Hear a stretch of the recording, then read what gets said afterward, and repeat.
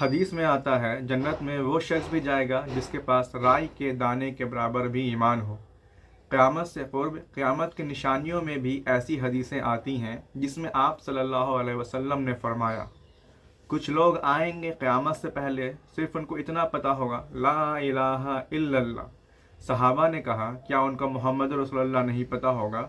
آپ نے فرمایا نہیں، ان کو محمد رسول اللہ نہیں پتہ ہوگا۔ صحابہ نے کہا پھر لا الہ الا اللہ ان کو کیا فائدہ دے گا؟ تو آپ نے فرمایا یہ ان کے لیے نجات کا ذریعہ بن جائے گا۔ توحید بڑی اہم بات ہے۔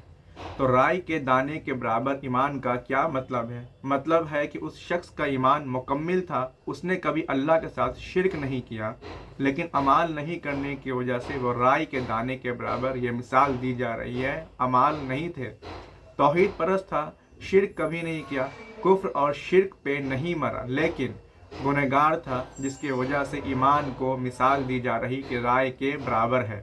لیکن مکمل ایمان تھا لیکن اعمال غائب تھا، نیک صالح اعمال، جس کی وجہ سے جہنم میں جائے گا اور جلے گا۔ جلنے کے بعد آخر میں ایسے لوگوں کو جو توحید پر تھے وقتاً فوقتاً، جس میں مثال کے طور پر ایک آدمی اسی توحید پر اور کوئی عمل نہیں کیا اور ساری زندگی گناہ کیا، توبہ بھی نہیں کیا، جلے گا اور جلنے کے بعد اسے نکالا جائے گا۔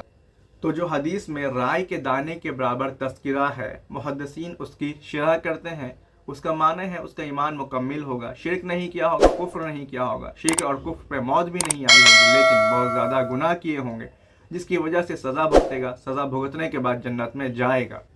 اور صحیح مسلم کی بہت ساری روایتوں میں آتا ہے جب جہنم سے بہت سارے لوگ نکلیں گے اور جنت میں جائیں گے تو لوگ انہیں جہنمی جہنمی کہہ کر پکاریں گے۔ وہ اس لیے پکاریں گے کہ ان کو یاد دلائیں گے اللہ نے فضل کر دیا، اللہ نے فضل کر دیا، جہنم سے آ گئے، جہنم سے آ گئے۔ اس لیے کہیں گے جہنمی تو اس پہ اللہ کا شکر ادا کریں گے کہ بس نکل کر یہاں آ گئے، تانے کے طور پر نہیں۔ اور ایک ندی ہوگی جب وہ آئیں گے جہنم میں جل کر آئیں گے، کالے ہو جائیں گے تو ندی میں جائیں گے، ندی میں جانے سے ان کا کالا پن نکلے گا، پھر جنت میں داخل ہوں گے۔ لیکن یاد رکھیے جنت میں جو پہلے گئے ان کی فضیلت الگ ہوگی، بعد میں جانے والوں کی ان سے الگ ہوگی۔ جہنم جو ہو کر آئیں گے ان کے اوپر ایک نشان کالا باقی رہے گا جس سے لوگ ہمیشہ ان کو پہچان لیں گے کہ یہ جہنم سے ہو کر آئے ہوئے ہیں، ڈائریکٹ نہیں جنت میں آئے۔ تو بہرحال جو بات ہے وہ یہ کہ اعمال صالح کی کمی سے اور گناہوں کی وجہ سے اسے رائی کے دانے کے برابر کہا گیا۔ اس سے توحید کی اہمیت پتہ چلتی ہے۔ ہم سب کوشش کریں کبھی اپنے عقیدے میں شرک اور کفر نام شامل نہ ہونے دیں۔ انشاءاللہ العزیز پہ ہمارے ٹوٹے پھوٹے بھی اعمال امید قبول ہوں گے۔